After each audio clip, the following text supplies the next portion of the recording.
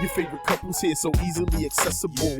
Grab your headphones, hit play, turn up the decibel. Master of the pod like a young Skywalker. Shout out to homie Yoda, cause great all we talkers. The crew is firm, so it's love to AZ. You signed the Tempe. Score your competition simply. Sure to get you high like some true West Coasters. Look at the flick of the wrist, one guardian Leviosa. LA is always sunny, Comic-Con with honeys. Pokemon and Dunny, sneaker hype, be sticking money. And Rachel rolls her eyes and see Lee made it funny. Time flies and now my flux capacitor is running. You not rocking with us, you like a muggle wizard, see. Just stupefy yourself with the wave of wizardry. Like Mario standing still and the left's a moving screen. A world full of nerds, but only two nerdly. Don't show you ever heard, just see. It will be a drum like an infectious beat. We complete they like when the short and long hair meet. Cause we the nerdlies, the nerdlies. Don't show you ever heard, just see. It will be a drum like an infectious beat. We complete they like when the short and long hair meet. Cause we the nerdlies, the nerdlies.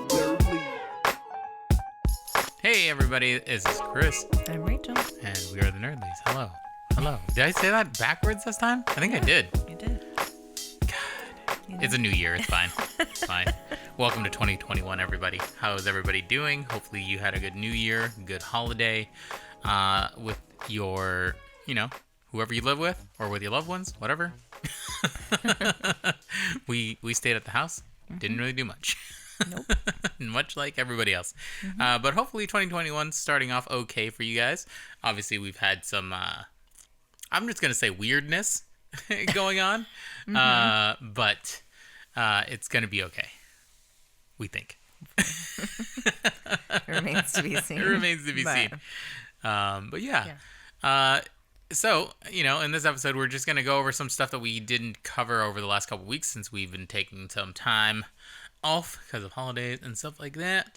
But obviously the first, I wanted to go through a couple of news things before we go to the two big things, which would be Wonder Woman and WandaVision. But a couple small news things. For whatever reason, I kept hearing this rumor that people think or want RDJ to be Thrawn in Mandalorian. Yeah, you were telling me that, which I thought was really odd.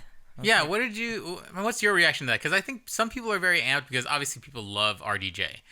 But I don't know that I have that same... Well, I am kind of, in terms of the Star Wars universe, I'm kind of staunchly against fan casting. Yeah. Because, I guess apart from, was Donald Glover, technically fan casting to a point? Kind of, to a point, because I think people liked him, like Donald Glover to be Lando. I think they were just excited to have him as Lando. Yeah. But I don't know that, people were pointing him out as the definitive Lando. Yeah. But, yeah, in the past, in terms of that, I don't really think fan casting is the way to go. I would much rather someone be picked because, they're good for the character and not just that people want them to be that character, because it's not always about what the people think will be good, because they're not always right. And you might need to gather up that cord. Keanu is already after it. But yeah, no, I agree with you. I think that, I like RDJ just in general, but I don't think he is particularly what I would think when I think of Thrawn, because obviously we've seen what Thrawn is like in Rebels, and heard, I guess, since it's animated or whatever, but he has a certain attitude to him, and I don't know. He's more of an Alan Rickman type character. Yeah. He has to be someone who's very dry and has literally no feeling, and which I'm sure RDJ could play that, but he's a versatile actor, but he's more well known for being sarcastic and witty and so it just seemed weird to me. I was like, that doesn't seem like something he would be great at. I think if you were going to go with the fan casting for that, I think the better one to pick would be Benedict Cumberbatch for that. I could see Benedict pulling that off. Pulling off that staunch, very stoic admiral, or I think that he could do it, and he has kind of that look where you could just paint him blue and he would definitely look like some sort of alien being. But yeah, I don't know. I'm not fully sold on that. If that were the case, we'd have to see how he portrays it, if that's even a thing that they're considering. Well, I mean, now they've come out and said that someone else got it. I'm pretty sure. Did they? For Thrawn? Yeah. Did they? Oh, I haven't seen anything, so I don't know what the name I is. just told you about it like 2 days ago. Oh, yeah. I think I know what what was the name? Was it the guy? I'll look it up. Okay, we'll give it a second. But I don't know if there's any like official word as to that they're going with that person yet. I know you. Lars Mikkelsen? Yes, which I thought that seemed like a better pick. But no official word from any Star Wars outlets yet. Mm-hmm. Official Star Wars outlets yet. Because those are from some other entertainment sites. But I could see that happening. guess the top contenders right now are Lars Mikkelsen, Michael Fassbender, Benedict Cumberbatch, and Jason Isaacs. Ooh, Jason Isaacs would be a good pick. Yeah. Fassbender would be a good pick too. I think Fassbender could do it. Yeah. And I feel like I want more Fassbender in my nerdy stuff. He was like the only bright spot of like some of those X-Men movies. He was just so good as Magneto. So I'm like, all right, give Fassbender some more geeky shit to work with. I'm cool with that. Yeah, you could do a good job. I'm trying to think what else there was that kind of came out. But it's kind of crazy that we're kind of in 2021. We haven't seen any Marvel stuff besides WandaVision now. Obviously, some Eternals stuff came out of like toys, which is weird because that movie, I can't remember what day that's supposed to come out now. Yeah, I have no idea. It should be this year sometime because it's gotten pushed back quite a bit. But like the Lego toys came out, and I was like, I don't want to look through the toys, so I don't want to give away anything. Not that I know anything at all about the Eternals because I never read that book, but yeah, I don't. It's supposed to come out February 12th of this year. Oh, so it's soon. Yes. Okay, well then I did not know. Well, we'll have that to look forward to in the next month. But yeah, so I guess we'll also on the gaming front, we haven't really been playing too much crazy stuff. I just started playing more PC games just because the PC is up. I just played a bunch of horror games the other night. They were very scary. Luckily, people were there to watch on Twitch and everything and help support me through that. But if you want to watch those highlights, it's on the YouTube page. It was like a collection, the DreadX collection, played like 4 little mini horror games and stuff like that. No, those were a lot of fun to do. There's a lot of yelling. I sent you the clip of me because Rachel didn't watch me play them because she is not going to play them. But yeah, I yelled quite a bit because one of the things really freaked me. I was not expecting it. But yeah, that's pretty much all we got going on the gaming front. I do want to go through. Let's start talking about Wonder Woman then. Since Wonder Woman 84 came out, it's on HBO Max. You can watch it at home if you have an HBO account, and all of that stuff is going to come out on HBO this year, which is wild. I think it's really cool that they're able to do that. Mm-hmm. Without going into spoilers just yet, what did you think of Wonder Woman coming out of the movie? I really liked it. Yeah? Yeah. Overall, I mean, I definitely would say that I liked the first one better, but but overall, it was a very entertaining movie, and I thought everyone was really good in it. Yeah, I think the thing for me was the casting was great. Mm-hmm. I really liked we already liked Gal Gadot and Chris Pine from the first movie, but Kristen Wiig really killed it in that role. I thought Pedro Pascal did great, and obviously we love him from Mandalorian, so it was hard to watch him as this isn't a spoiler because he is a villain in the movie, and that's shown in some of the pre stuff for the movie. Yeah. But he was very good in the role that they gave him. I thought it was great. But yeah, there's overall, very, very enjoyable movie. So from here on out, we're going to start talking about a little bit of spoilers here and there and stuff like that. So if you haven't watched it, go watch it, or just, be listener beware. But yeah, so the thing you said was right, though. I think that the first movie had a more clear intention of the plot, and I thought it was a better constructed movie. This one had like that. It was a little bit of that sequelitis where like you wanted to add more things. You have Cheetah, which is like a mainstay of Wonder Woman, and then you have Max Lord. Yeah. But it felt like they didn't go all out on either of them enough. Yeah. It just felt like there was some stuff that fell flat, but it was very... unfortunately, like, Cheetah didn't really... I mean, she got a little bit of her power in the beginning, but then she didn't actually become Cheetah till, like, the last... Pretty much third act, 10 minutes of the movie that she got to be Cheetah, and then she died. And I'm like, oh, cool, all right, that was fun. Yeah. Like, yeah, and I really like that character, so I felt like that was kind of a throwaway for her. Like, I was kind of hoping that, like, she would just like run away or something. Yeah. Like, I don't know. Like, because I was like, I kind of want to see Cheetah again because she's a pretty dope Wonder Woman character, and now she's just not Cheetah anymore. Cool.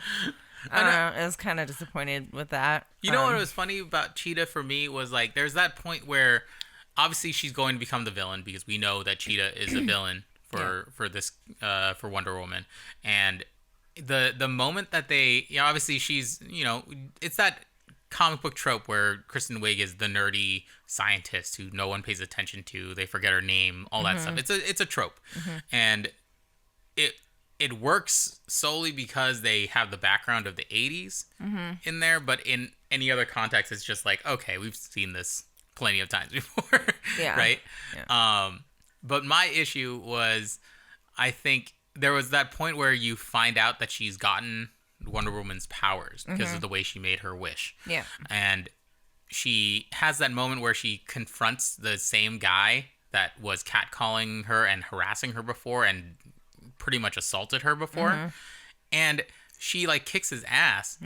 And I'm, as a viewer, I'm like, am I supposed to feel bad for that guy? Like, am I supposed to not relate to this character who now has this power and is getting harassed again by the same person in the same exact way? And am I supposed to feel like... I don't think you were. I think that's you were. The thing. I think you were supposed to... Well, I think it was kind of like, like, I mean, showing you that, like, like, it's obviously, it's what you, like, as like viscerally as what you want, and you feel good about it. But if you really think about it, it's not what Wonder Woman would have done.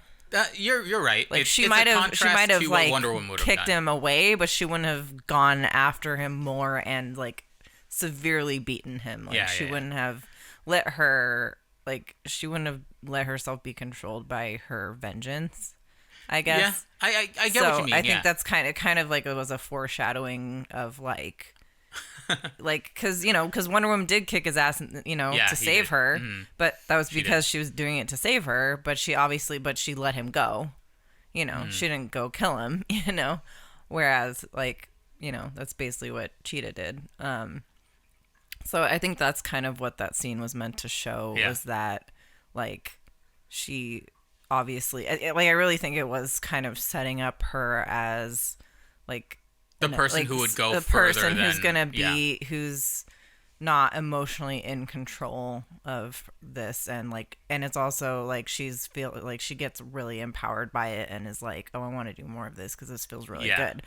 So I think that's kind of like what that scene was meant to like represent as her as a character. I can see that. I can see that. I was just like, in the moment, I'm like, I don't feel bad for this guy at all. I don't like have any empathy for him. No, I didn't either. So it's like, I mean, I said, I don't think you were. Like I said, I don't really think you were supposed to be like, oh shit. But at the same time, you're like, that's a little much. Should, like, kill him or whatever. But I think in the climate that we're in right now, I felt like I don't know that I find any. I didn't find any moral ambiguity in her kicking his ass. No. At all. I didn't have any compunction about it. I didn't either, but it's like, no, but yeah. Well, yeah, I would have kicked his ass too. Yeah. Your point is correct. He's an asshole.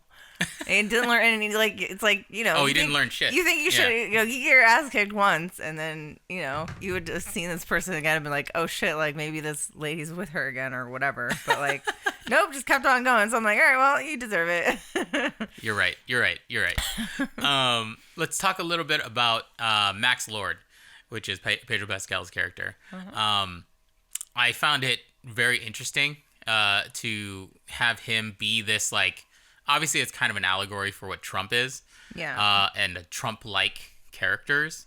And I thought they did a really good job of doing that with also bringing in. I found it interesting because there was a lot of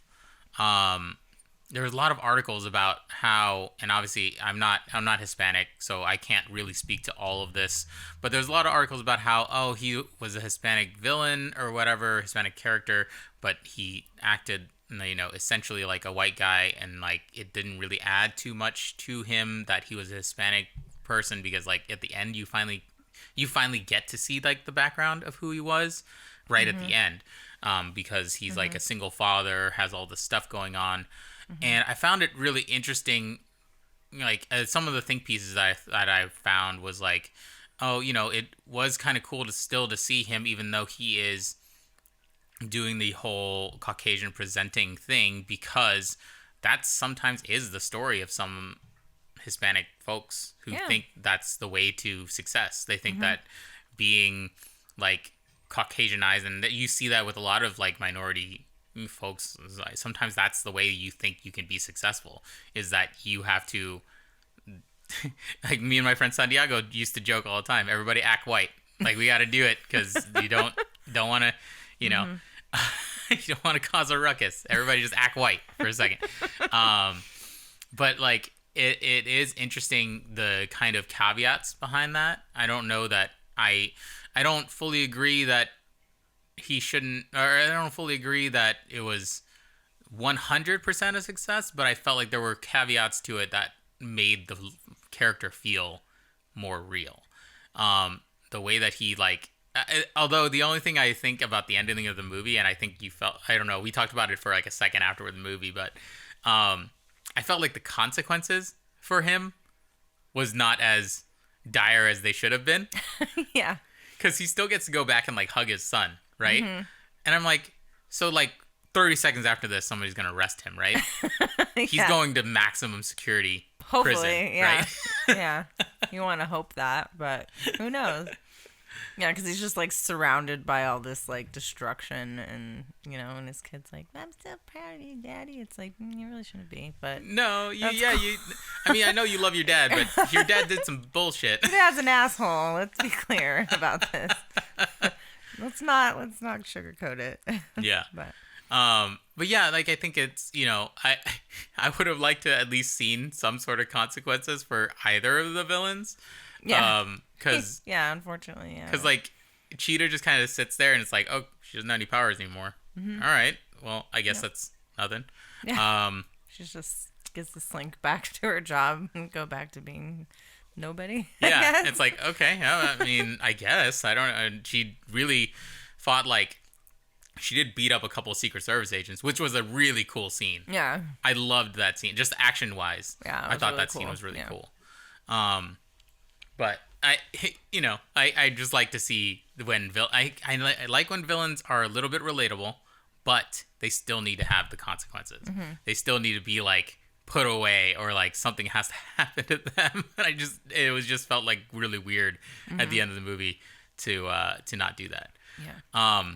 And like as much as like I enjoyed, like I really liked Chris Pine as like the romantic interest or whatever. I don't know. I mean, the whole thing's kind of contrived because it is very like magical. Like, oh, we're just gonna like bring this person back to life in another body, and like she's just gonna wish to have Wonder Woman's powers, and she gets them. Like, it's just like. Well, that's the weird thing too. Is like, okay, she wishes to have Steve Trevor back, which I think this is the most problematic part of the movie, right? Yeah. Is not Steve Trevor in general coming back, but the most problematic part of the movie is that he comes back in someone else's body, clearly in someone else's body. Yeah. Everybody sees him as this other guy. Yeah. Like, for the entirety of him existing. Yeah. Now it's just his spirit is back. Yeah. And everybody has that moral quandary to be like, okay, I get that it's Steve Trevor in this guy's body, but you're literally just like using this dude's body and his assets and like what are his friends thinking? Like when they see him running around with Gal Gadot or like with Diana Prince, like who knows if he actually had a girlfriend before that? You don't care. Yeah, you don't care at all. That's like, well, I think the bigger thing about this movie is the moral ambiguity of wishes, right? Mm-hmm. So it's trying to kind of address that, but in a way that's like just the body swapping thing. It didn't need to exist at all. No. The only reason it needed to exist is so that Steve Trevor isn't walking around in the 80s in his 1910s or 20s clothes. Yeah. That's like literally the only reason I feel like that he needed to be like that. Yeah, it was an odd choice. I was like, because I mean, obviously they don't. All they show you in the trailers is that it's him. Yeah. But it is weird that like, because I kept forgetting. I'm like, oh, so it is just supposed to be this random dude that she's walking around with, and not Steve Trevor. I mean, so that was something I mean, and just I don't know, like. I could have completely done without that entire storyline, to be honest with you. Like I said, just because it was so weird. And I mean, and also like the other reason I could have done without it is because I just felt like when it came down to, you know, the time where she had to like let him go again, and you know me, I get emotional very easily. Yeah.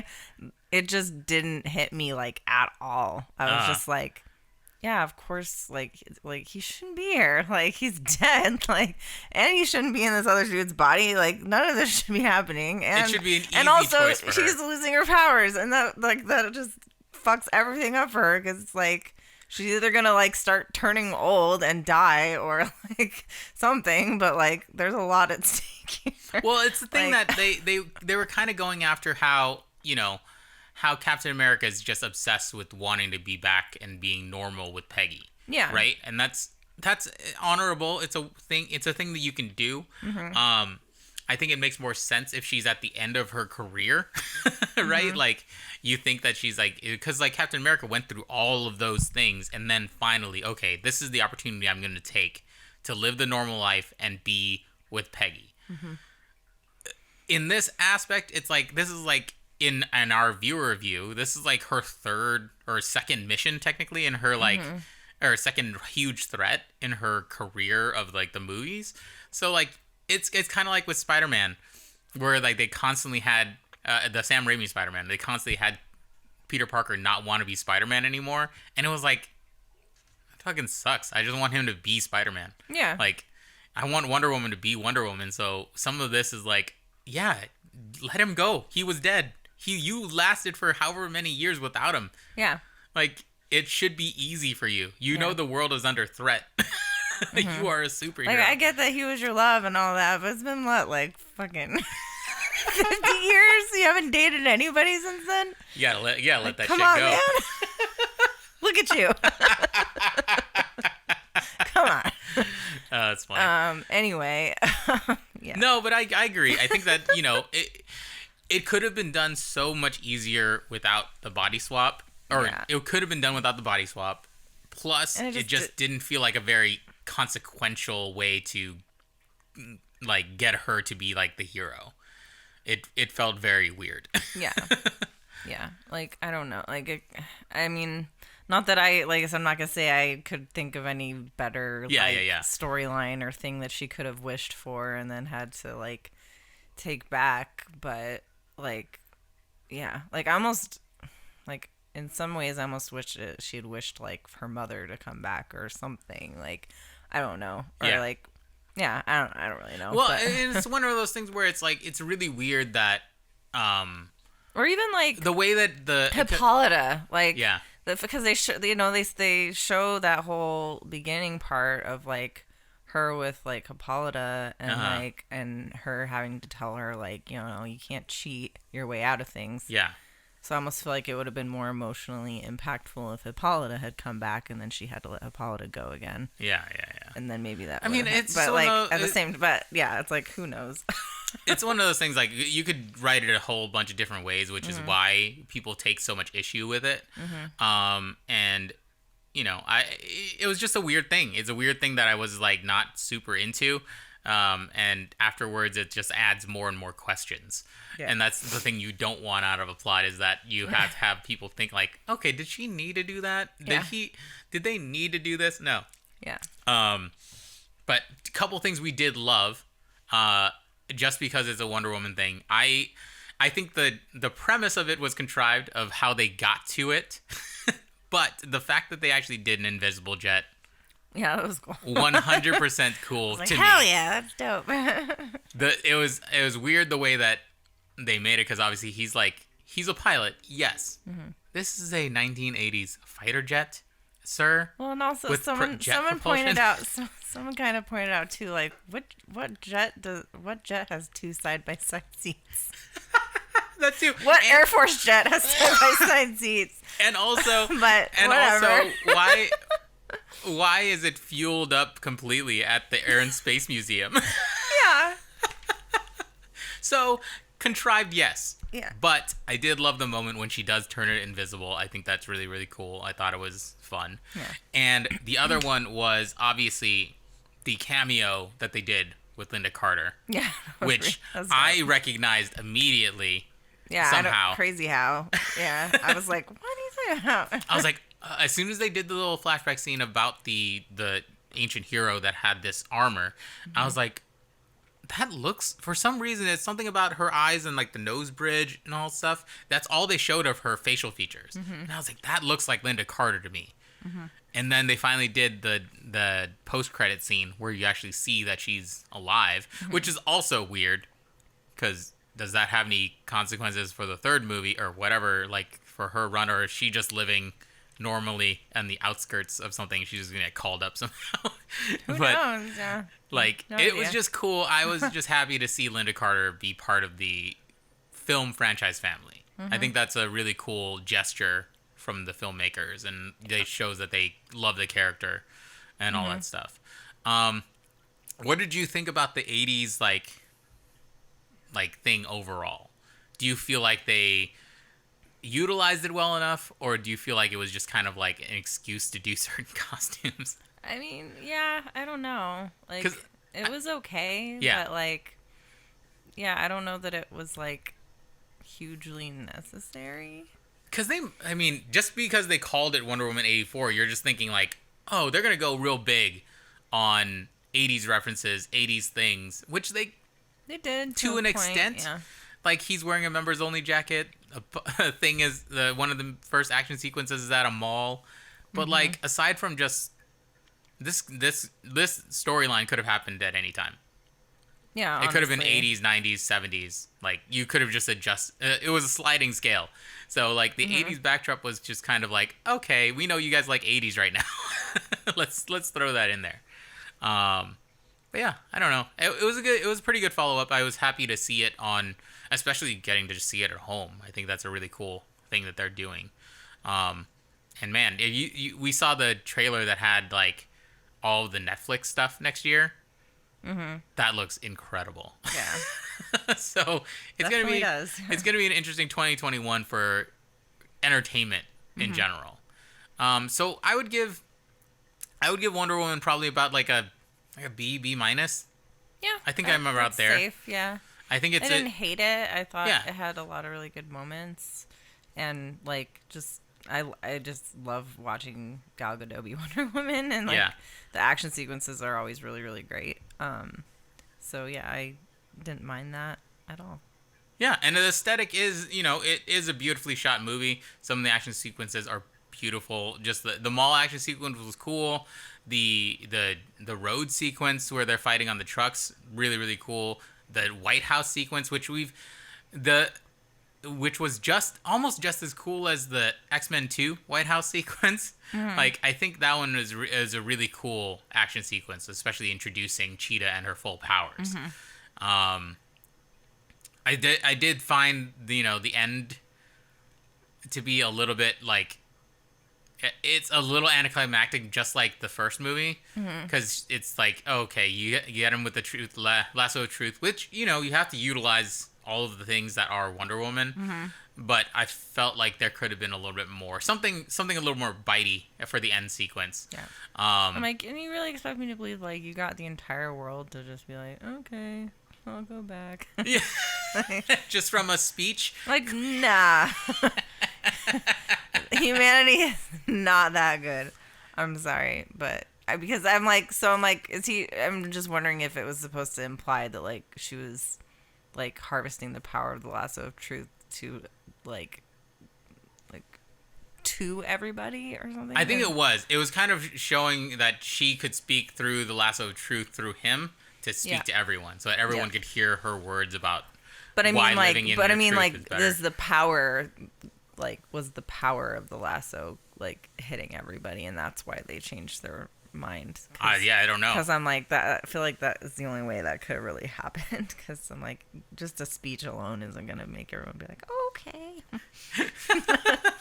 Clearly, we've seen that speeches don't inherently help a lot of people. Nope. Yeah. Oh man. But anyway, yeah, I think you know, we'll see how they go with the third one. They've already greenlit the third one. Same creative team, I believe. So we'll see where they goes. I hopefully it comes into the modern age so that we don't have to keep doing period pieces with Wonder Woman. Because obviously now that we've had the DC universe it's kind of in upheaval because they don't know where they're going to go with it, even if there's connective tissue. So I don't know what they're going to do with it next. I am assuming they're going to go in the modern age. They've made a huge jump between Wonder Woman 1 and Wonder Woman 2, and now they're going to release a new version of Justice League, which will do her modern story, and then maybe another story after that. Yeah. So we'll see how it goes. We'll see what DC has in store next. I know there's a lot of stuff coming up on HBO for them. And we need to actually watch that Harley Quinn show, the animated show on HBO Max now that we have it, because I've been kind of excited to see that. And I've been reading this.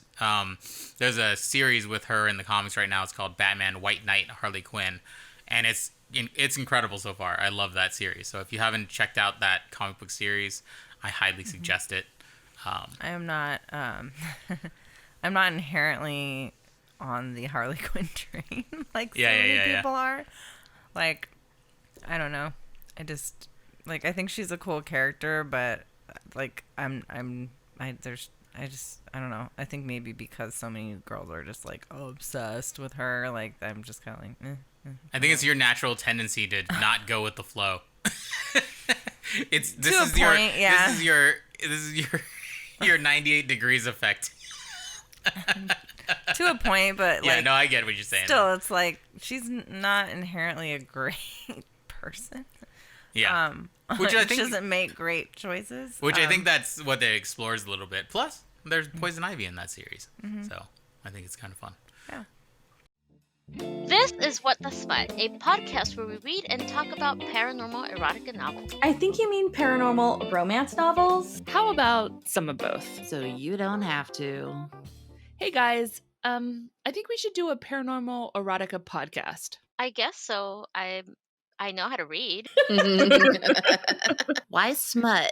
Well, for me, paranormal erotica allows us to examine things like power and sexuality, but sort of outside of our current societal norms. And it allows me to kind of explore the way I personally feel and reflect on my own sexuality whilst reading these kinds of books. That was a good description. And because of sex toys. We rate these books based on our own personal tastes. And then we sum up the book with 5 words. You can find us online on Facebook and Instagram at What the Smutcast and anywhere you listen to your podcast. Let's wrap this up, people. Who brought the condoms? I think we're going to need a Magnum.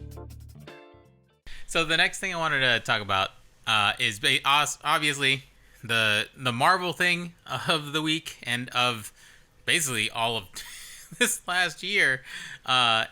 We've been waiting for some Marvel thing to come out. We've gotten tidbits and trailers and hits of, there's going to be series, but this is the first one that's come out. WandaVision is finally here. First 2 episodes are out. So obviously this is one that we've talked about it before because you saw the trailer. I think you reacted in a way that you were like not sure about it. Like not sure about it at all. Yeah. I was like, I'm intrigued because I want to see what's going to happen with it. They obviously said it was going to be very sitcom-ish. And yeah, what was your first reaction? This non-spoiler reaction of your first 2 episodes. Can I just say no comment? Is that an option? It's fine. Yeah, I mean, I think Because I don't have anything nice to say about it, so I feel like I should just shut up. Because people are going to be mad at me. But it was just cringeworthy is like all I could say is like I didn't find it funny. I didn't think it was, I don't know. It's too weird. And I don't understand any of the references to anything. So I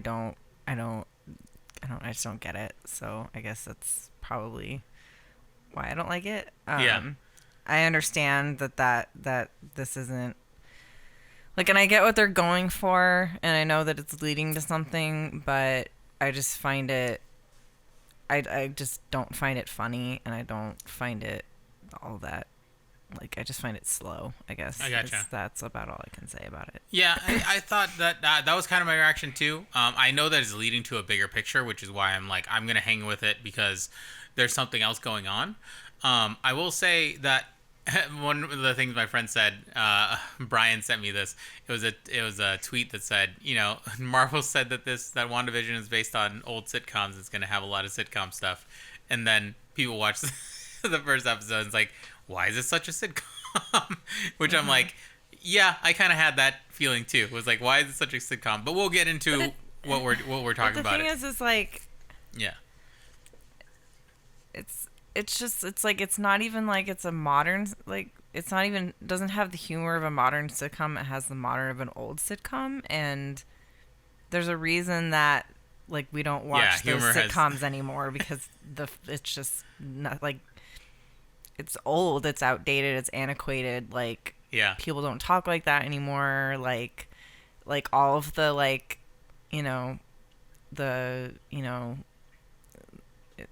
just like I said, it's just trying to be I Love Lucy, but it's not. Yeah. It's not like, it's just. Yeah, I mean, okay, well, so we'll go into the actual episodes. So we have 2 episodes that came through. First episode's obviously based on kind of I Love Lucy type of show. The second episode was kind of based on like an era right after that, kind of I can't think of what like it's kind of like based it's trying to be like a mishmash between like I Love Lucy, I Dream of Jeannie, and Bewitched. Yeah, so basically it's those types like of things, all of those mashed up together into one thing. Yeah. So it's has elements interesting of because all of those things because it's like she has magic powers, so there's that like kind of that's a part of the gag. And it's kind of like I Dream of Jeannie with the magic too, because you're trying to hide the fact that they are magical and that Vision's a robot or android and stuff like that. So it has those hits. But yeah, I can tell you that I also felt kind of the same way as you did. Like it was, I felt the 2 episodes dragged a little bit. Because I think the way that for me that was successful was that there were hits of what they're kind of leading to, but for me it was too far in between those 2 things, like to lead me into what's going on with Wanda. Yeah. Right, because obviously they're kind of leading into something's happening with Wanda, that she's in this reality. Yeah. And that she's living this reality with Vision. It's something either traumatic or somebody's doing this to her. So I don't know which one it is yet. I mean, obviously there's bunches of theories out there as to what's going on with her. Yeah. But there's something going on, and there's an underlying like threat there that something's messing with her reality of what she wants to see. And that's the thing is like I feel like I could have taken one episode of it, like I could have taken like one episode of it and then it ending and leading into whatever it's supposed to be leading into, but it's just taking way too long to get there. Yeah. And the vehicle is not good, in my opinion. And so, like, I'm so ready for it to be interesting, because it's not. And Yeah. I don't care about, like, I don't care about these characters. I don't, like, care about, yeah. Because, like, if they made anything intriguing or interesting enough to where I would care about these other people that are in this universe, then I would, like, maybe be more invested in that. But like I said, I just don't find any of it funny, and I don't find any of it that intriguing. And so it's taking way too long to get to the point. So I'm already like, but like after the first episode, I'm like, if I have to take any more of this, like I'm already tuning out. Like I can't. It's too cringe for me. Yeah, and I can see how that could be the case, because it was definitely by the second episode I was like, okay, give me more of the stuff you got right at the end of the episode, episode 1, which I think is why they put out 2 episodes. Yeah, because I feel like if a lot of people only watched the first episode, like that was the only thing that came out, it'd be like, am I gonna stick around for this? Yeah, you know. I think the reaction would be a little bit more different than what we've gotten, which a lot of people still, you know, there's intriguing stuff about it. There's a lot of, like, you even watched or read a bunch of articles about the stuff that they're hinting at. I didn't read any of those yet, but you at least told me a couple parts that, like, there's a lot of allegory to what happened to Vision already with the boss choking in the first episode. Kind of shows it's repeating the things that she said when Vision was killed, basically. And it also, like, kind of reflects to what happened, like him getting the stone taken out of him, sort of thing. Obviously there's that symbol that keeps showing up in the episodes. There was a advertisement for a Hydra watch that was advertised. So there's a lot of little hints. And apparently, this is something I didn't tell you before, but I guess I don't think it's really a spoiler or anything, but I guess that episode, or not the episode, the little interstitial commercial for the toaster. Yeah. Apparently people are saying that the people in that commercial could be Wanda's parents. Oh, really? Yeah.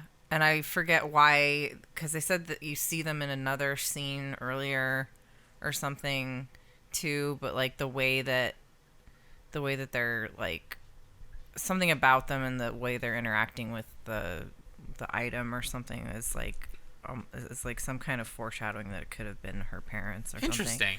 But yeah, I can't remember why they could be her parents, but that's what people are saying. I mean, that's one of those things, like, there's a lot of symbolism and, like, weird stuff going on with this season. And there was something with, like, the toaster being a bomb or something. Okay. And like because of the way that it was, like, ticking and, like, something about it, but yeah, I don't really. I wonder if it's also, like, part of their backstory, like her and her brother.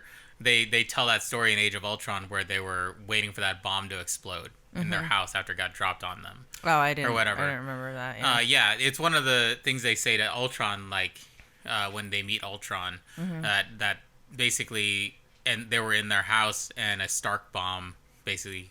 Oh, then that is what it is, because it was a Stark toaster. Yeah. So that's what probably they're what saying is, like, it's a reference to that. That's why, like, they were kind of just dead-eyed staring while the thing was, like, ticking. Waiting for the toast to pop up or whatever. So people are saying that that's supposed to be like an allegory to her parents and the bomb. Interesting.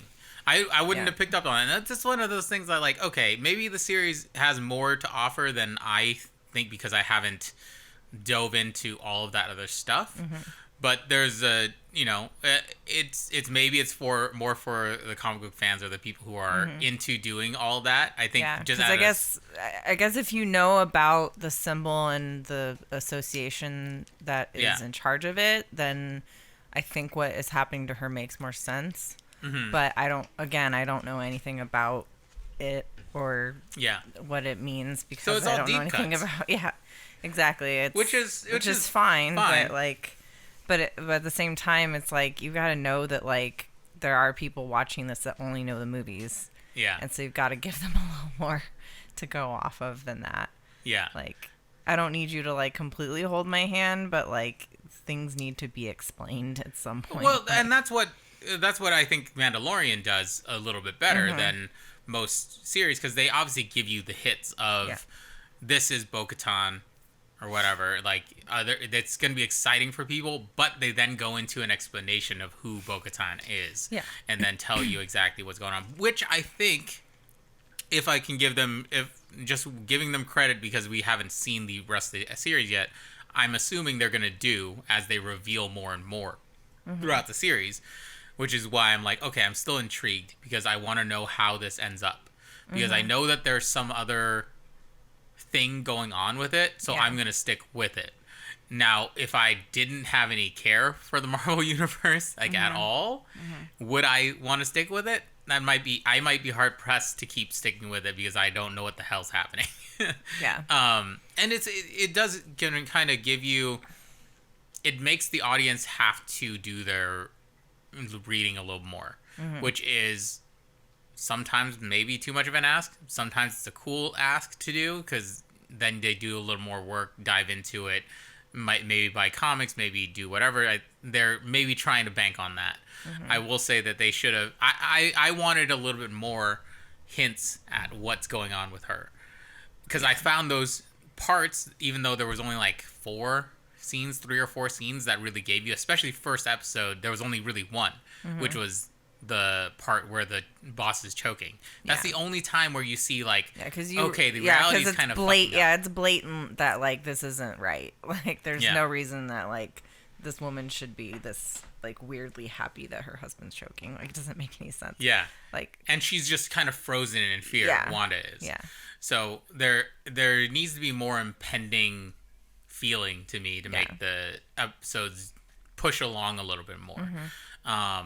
But I guess like that was the whole thing, was that like it was supposed to be a mirroring of the fact that she couldn't do anything while Vision was dying, and like so that was like the whole thing, is where like she feels like she can't, like she was just frozen and couldn't do anything, and she just asked Vision to help him because she couldn't move or whatever. So yeah, I mean, it's interesting to see what they're gonna do with it. I still like all the people that are in it.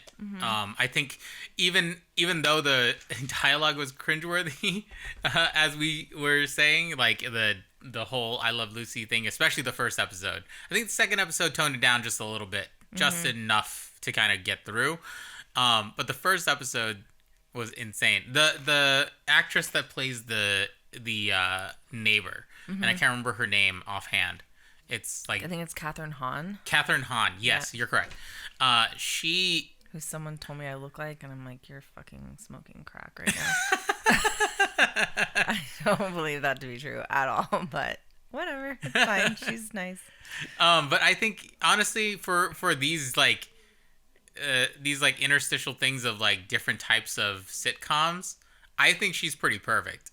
Well, yeah. For what she's doing. Yeah. Because she's really, like, leaning into being that, like, especially in the first episode, she really leaned into it. Even more so than Elizabeth Olsen did. Which was maybe why the disparity was so high for me. Because, like, if they were both on the same level of, like, kitsch, maybe I'd be like, okay, cool. But Catherine Hahn was like on a whole nother level of like I Love Lucy compared to Elizabeth Olsen, and then you get to the next episode and she's toned it down a little bit, but she's still a little bit over the top, which is still like within that range of what sitcoms were back in the day. So I think that she's a good choice, and obviously we've seen her in a ton of stuff. She has a huge range. So once they get into the more gritty type of things in the next episodes, I think they'll be. She has very strong opinions too. Yeah. Once they get into the next episodes, I think she'll be a great asset to the rest of the series too. Thanks, Keanu. I really appreciate your opinion. She's like, she's great. She's like, I love her. Oh man, but it's gonna be interesting to see what they do, because it's very it's a strange series. It's going to be, and that's something that you were. Is she fighting you right now? Oh yeah. Sorry, I'm bringing the paws up.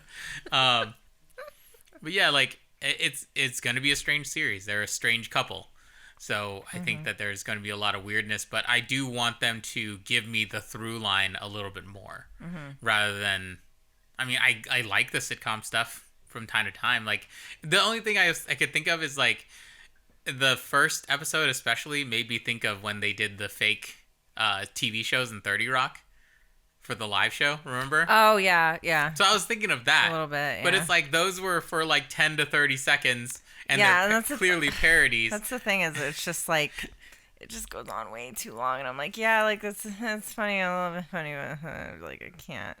And like I said, I think it's just because it's like in the movies, like I've said this before. I mean, I love Vision in general just because I always thought he was like one of the coolest looking characters of any of the like Marvel stuff, and I love Paul Bettany and I like them as a couple, and I really like, and like honestly, like I think that's why I cared so much about like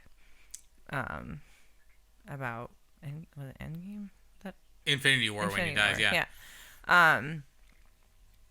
Yeah, and I really enjoyed their dynamic, and so I feel like this is kind of like, I don't want to say it's ruining it. I guess it's kind of in a way ruining it, but like it's just it's not this, like, their interaction. I mean, I know it's supposed to be weird because he's dead, and like this is like her projecting him in some way, but like it's so fake and weird that like it's just so it's really off-putting. It's off-putting to me because it's like, I liked how genuine they were, and now they're like this weird sitcom-y couple, and they don't like their love is just, it just seems like fake and weird, and I don't like it.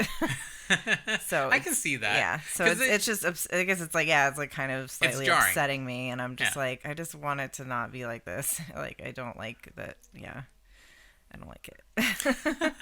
Well, hopefully, I think that the story will progress, and when we saw the trailers, there are some things that look like they're taking it pretty seriously once it gets heavy into like the 80s era and 90s era. I'm assuming there's still going to be some like obviously goofy like sitcom stuff, but I want to get to the through line.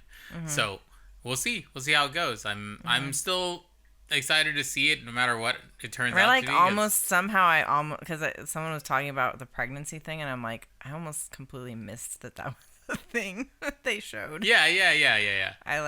And I guess she had twins in the comics. Yes, or something, she did. So they said they might do that, but I'm like, really? Yeah, I mean, in the trailer they showed that they have some sort of, I mean, they didn't show the babies, but they showed 2 cribs. Oh, did they? In the trailer, I didn't even notice that. So it's definitely a reference to the twins. So we'll see. I mean, if they do it, they do it. And we'll see what they have in store for the next episodes. It's gonna be every week on Fridays, and they're only 30-minute episodes, which I'm surprised about actually. Made it. I mean, especially since it was 2 episodes, kind of went pretty quick. Yeah. So that was good. But I think that's probably why they did 2 episodes in a row. Because then you know that, okay, it's a 25 minute morsel of this thing with bits of the through line. And then once it gets to, hopefully, I'm guessing it's 8 or 9 episodes. I'm not sure exactly how many there are in this series. I can try to look that up really quick. But I'm sure it's going to ramp up from here because it's already had a very impending sort of feeling, that second episode, because you get to the end, there's that guy that comes up out of the sewer, and she's like, no, and rewinds everything, and you definitely can tell something's going on. There are going to be 9. So yeah, 7 more episodes. I mean, they should pick up pretty quick. I would be surprised if we don't get a big through line by like the 4th, 5th episode. So we'll see how it goes. Cool. Anyway, anything else you want to talk about before we wrap up? Not particularly. I feel like I'm doing the like Barry Gibb thing where I'm like, Robin, will you say something? No, I don't. But anyway, hopefully you guys have a great week. and a great day. Hopefully you're enjoying WandaVision. Let us know what you think. I'm gonna read some more into some of the Easter egg stuff because I'm sure I missed a lot. I was talking to I've been buying comics from a place near here now, and I was listening to him talk about the series and stuff like that during one of his sales, and he has all kinds of crazy theories about what's gonna happen because he's obviously way more knowledgeable than I am about comics and stuff like that. So because apparently the bee suit thing is a comic thing too. Yeah. Which I was like, I didn't know that. Like, I thought it was fucking Candyman. Just thinking of Candyman. I mean, but yeah, I guess there's some comic thing where there's. So I will do some more. Some institution that wears those or something, and has to do with bees. But I'm like, okay, I will do more research for the next episode. Once we get to the next episodes, so we have some more things to say about it, because it was definitely weird. Like it's strange, and that's kind of what I expected, but also I mean, he is supposed to be in it at some point. We'll see what episode he shows up in. But yeah. All right. Hopefully you guys have a good week. Go forth and be nerdly. We love you guys. Bye. Bye. Hey everyone, if you like this episode or any of the episodes that we've had, please do us a favor and go on Apple Podcasts or Stitcher and write us a review, and just subscribe to us on any of the platforms that you have. You can follow us on our social media at The Nerdlies, pretty much everywhere: Facebook, Twitter, Twitch, and what's the words? Instagram, YouTube. You can find us on YouTube, The Nerdlies. We do need more subscribers on that so we can lock in our channel and stuff like that. Rachel's social media is Lady Raygun, LADYRAEGUN. Yeah, on Twitter, Instagram, and she has a Patreon account. Yes. That we are still shooting stuff for. And also I have a Facebook. I don't have a Facebook anymore, but I have a Facebook page that is Lady Raygun Cosplay if you want to check that out. Yeah, and that's also facebook.com/Lady Raygun. But yeah, come follow us and do all the things. We'll see you soon, and thank you so much for supporting the show. Thank you. Bye. Go forth and be nerdly. Who are we? Don't be sure you ever heard you see. It will be a drum like an infectious beat. We complete they like when the short and long hear me. Cause we the nerdlies, the nerdy. Who are we? Don't be sure you ever heard you see. It will be a drum like an infectious beat. We complete they like when the short and long hear me. Cause we the nerdlies, the nerdlies.